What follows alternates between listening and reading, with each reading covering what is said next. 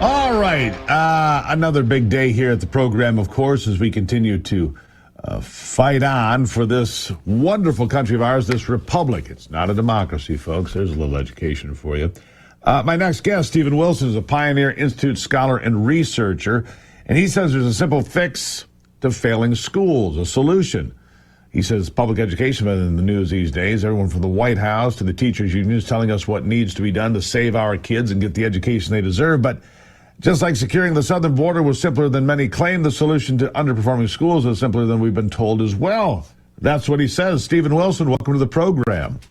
Great to be with you again, Steve. How are you? I am well, and I appreciate you coming back. All right, let's lay it out. Let's give me a couple of easy steps to making Johnny and Jill smarter again. Well, first of all, we need to make Johnny and Jill smarter again, that's for sure. We saw the very disturbing results from the latest America's Report Card, as it's called, right? The NAEP it's exams. Terrible. Oh, it's terrible. These kids can't read. It's really beyond terrible. They do measures in like third grade and eighth grade. And look, I'm seeing school districts that have a proficiency rate of less than 10%, some of them. I mean, it's just like, it's not a failing grade. It's a complete catastrophic failure, right? That is not hyperbole. That is the fact. I have a district right here where I live. We're spending enormous amounts of money, and it's among the worst in the state. So that's another thing that is a big misconception, right? If we just poured a lot more money into it, everything would be fine. But the U.S. already spends second in the world, typically, on education. So let's just get that out of the way. That does not mean that there aren't places that are terribly underfunded. There are. But overall, this is not the problem. So, Steve, as we talked about the other day, I think what's really important to look at is the big success of the last 10 years, which is urban charter schools. So in districts where there is some introduction of a choice, a little bit of competition. We all know the power of competition to make us better, to get us on our toes. What we see is both that the charters radically outperform the urban district schools, but also that they drive up improvements in the district itself. So that is at last something that there's a ton of data shows works, and we need to do a lot more of it. Yeah, all right, so part of it's getting rid of the social justice education, returning to the rich liberal arts. I mean, the basic blocking and tackling of reading, writing, and arithmetic. We have to go back to the basics. Phonics. I can't even believe phonics were kicked out of our schools for some period of time for some better idea. There was no better idea, was there? No, there certainly wasn't. And yes, that was one of the largest elements of educational malpractice in the last 30 years, that we institutionalized a defective method of teaching reading. What we really did, Steve, is that we told schools to teach the habits of bad readers, which is just to kind of guess at what the words are on the page, to look at the pictures, rather than to teach students systematically to sound out words. So we know that phonics works beautifully. We have an enormous amount of evidence over this, beginning in the 1960s with the largest educational study ever, Project Follow Through. So that is the first step. You're absolutely right. One piece of real good news that we should all take heart in is that battle seems to be won. We now understand that phonics is what we need for all children, and it's getting institutionalized around the country. But that's just the beginning. As you mentioned, what we have seen in schools, especially in the last 5 years, from the start of this decade, is a turn away from the academic function of schools to be able to teach students to read and write, to read literature, to understand a complicated text, to be able to reason, to be able to do math effectively, and instead to adopt a different agenda of what I call social justice education, which is a combination of therapy and political indoctrination. And it has had devastating results where it has been used. So yeah. I think we want to be alert to that threat, and we want to get schools back to teaching.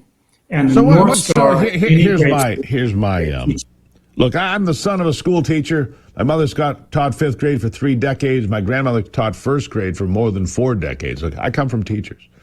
Steve, let me just explain how this happened, because that might be interesting. But here's what I want to ask you. Hold on, because my mother raised the red flag in the 1970s over the teachers' unions and what their priorities were back then. I've been watching them ever since. I think the biggest problem in education today is the unions.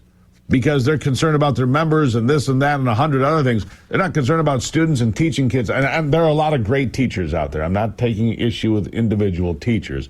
I'm taking issue with the way the unions operate. Go ahead from there.